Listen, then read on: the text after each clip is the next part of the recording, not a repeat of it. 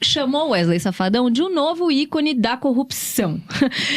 Renato, como é que vocês recebem esse tipo de decisão judicial e como vocês pretendem extrair o melhor disso, dada a censura? Olha, eu vou te falar que eu não li essa decisão, porque ela, acho que foi ontem ou hoje, cedo ainda foi bastante em cima. O que eu sei é o seguinte, eu inclusive fiz uma representação contra o Wesley Safadão e contra o deputado federal Júnior Mano, do Ceará, que o que a gente narrou ali, e creio que o Renan disse a mesma coisa, é de que há um grande esquema, há um grande escândalo de corrupção que já foi desvendado pelo Ministério Público, que já teve operação da Polícia Federal envolvendo esse deputado, envolvendo, né, esse cantor. E se você for olhar no caso do Ceará, o que ocorria nesse esquema? Eles faziam basicamente a contratação sempre de artistas aliados, né? Isso ficou mostrado, inclusive, com prints das conversas entre esse deputado e o cantor Wesley Safadão, né? De que eles tinham uma relação muito próxima, de que um viajava no jato do outro, e de que, nas mensagens que eles trocavam, eles falavam o seguinte, né? Esse deputado destinava emenda parlamentar para determinada cidade, a cidade fazia a contratação do Wesley Safadão, e, a partir desse dinheiro que era pago a ele, parte desse recurso, supostamente, voltaria em propina, né, para este deputado e para os outros agentes públicos envolvidos. Isso ficou demonstrado. Há um print muito claro do deputado dizendo para o Wesley Safadão que ele precisava de X mil reais para realizar determinado evento lá no estado do Ceará. Enfim, tem as provas são abundantes disso aí. Tanto que eu, inclusive, fiz uma representação no Ministério Público Federal já tem uns 2 meses, sobre esse caso, uma notícia crime, né, tratando desses temas, que já estão em investigação. Enfim, o Renan, por ter dado voz a isso, por ser pré-candidato a presidente, não tenha dúvida disso, recebeu esse processo dele aí, que, assim, novamente, eu não li a decisão, mas eu acho que é inócua, porque ele está falando de fatos que são públicos, né? Ele está denunciando uma conduta que ele considera errado, não importa que não é de um agente público, mas é de uma pessoa com ligações comprovadíssimas com agentes públicos. Há uma cidade no Ceará que é governada pela família desse cantor, né? O pai dele já trabalhou na prefeitura, a mãe dele foi prefeita, o irmão foi prefeito, algo nesse nível, assim, é um clã que domina uma cidade no Ceará, então, portanto, está passivo de críticas, né? Então, acho que essa ação, no final das contas, aí, ela não deve prosperar. Não sei se ela teve uma decisão liminar ou alguma coisa sobre isso nesse momento, mas não vai prosperar porque são só fatos públicos que estão sendo narrados e é uma denúncia importante que um agente público, um pré-candidato, deve fazer. E eu acho que isso traz, né, um questionamento, Diogo, sobre o financiamento desses shows enormes em cidades que praticamente não tem qualquer recurso para educação, para saúde. Será que o Wesley Safadão precisa de dinheiro público para poder fazer um show? Será que ele não gera por conta própria receita o suficiente para fazer? E eu não estou falando só do Wesley Safadão, mas é que esse assunto ele é recorrente. Vira e mexe, a gente vê notícias de pessoas que contrataram shows. Teve outro dia um caso que... Tivemos do Alok agora no Piauí. O preço do cachê do artista era maior do que o orçamento da cidade. Não, tem coisas...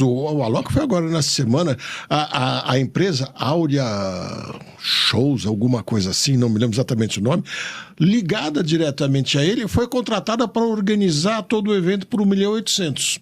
Aí denunciaram que ele teria recebido um cachê. Ele falou, não, eu não recebi cachê. Não recebeu cachê. A empresa ligada a ele recebeu esse dinheirão e aí ele falou, não, mas eu estou doando 1 milhão para o estado do Piauí. Então tudo bem, mas peraí, recebe 800, pego com a boca da botija, devolve 1 milhão, fica com 800 e as pessoas vão elogiar ainda. A gente vê isso direto. É mais do que na cara esse interesse tão grande dos prefeitos de fazer show. Não é só a busca de voto, é a busca de recurso para a campanha também, vai ficando evidente. E curioso é que o Wesley Safadão, se não é o ícone do crime organizado, é do Arthur Lira, né? Que ele, quando era presidente da Câmara, vocês devem lembrar, ele antecipou as férias de julho de toda a Câmara dos Deputados, porque tinha um cruzeiro do Wesley Safadão no início de julho. Precisava votar a lei de diretrizes orçamentárias do país em julho, antes do recesso. E eu vou, não, esse show não perco, para tudo que eu vou viajar. E foi. Olha só, Renato, tem uma pergunta para você aqui. O caminho não seria os políticos da missão criarem um projeto de lei que impede o Estado brasileiro de contratar show de grandes artistas em todas as esferas? Primeiro, muito bem lembrado pelo Diogo desse episódio, que assim, é inacreditável. Fenomenal. Inacreditável. E outra coisa, eu conheço, inclusive, artistas, por exemplo, uma dupla que é o Zé Neto e o Cristiano, eles não realizam shows para a prefeitura e poderiam eventualmente realizar exatamente shows que, que há motivo de existir, que há cachê justo, etc. Muitos artistas fazem, inclusive, de graça, quando é um show público para as pessoas, etc. Agora, é mínimo muito estranho, né, pessoal? E quando você conhece os agentes públicos envolvidos, né, você começa a desconfiar cada vez mais, ou às vezes a ter cada vez mais certeza. E sobre um projeto sobre isso, o Renan tem falado muito do que a gente chama de lei de responsabilidade gerencial, que envolveria, nesses casos, e principalmente em municípios que não possuem os indicadores básicos de saúde, educação, saneamento, segurança, eles seriam impedidos de realizar essas grandes contratações ou de ter grandes gastos com publicidade do governo. Isso deve ficar pronto agora como projeto de lei, que vai ser protocolado pelo Kim Kataguiri.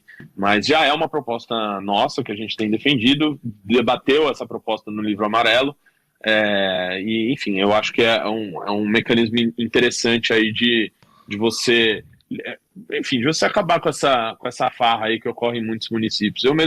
Eu tive em Roraima, né, há uns 2 meses, e eu vi, assim, tem uma cidade que é São Luís do Anauá, uma cidade de 10 mil habitantes, que eles gastaram lá milhões de reais, eu não vou lembrar o valor exato, assim, construindo um portal no meio da cidade que não liga nada a lugar nenhum. É uma obra, assim, patética. Por que eles fizeram isso? Porque ia fazer um show do Gustavo Lima lá, que a prefeitura gastou não sei quantos milhões para contratar. No final foi tudo embargado lá pelo Tribunal de Contas do Estado e acabou não ocorrendo. Mas, assim, só que aí o dinheiro já estava gasto, né, Renato? Exatamente. Tem uma obra lá que é uma piada, que é uma piada de mau gosto. Agora, quantas contratações desse tipo não existem ao redor do Brasil, né? Então eu acho que tinha que ter uma legislação que, de alguma maneira, impedisse esse tipo, ou ao menos não desse os incentivos para que esse tipo de coisa fosse feita.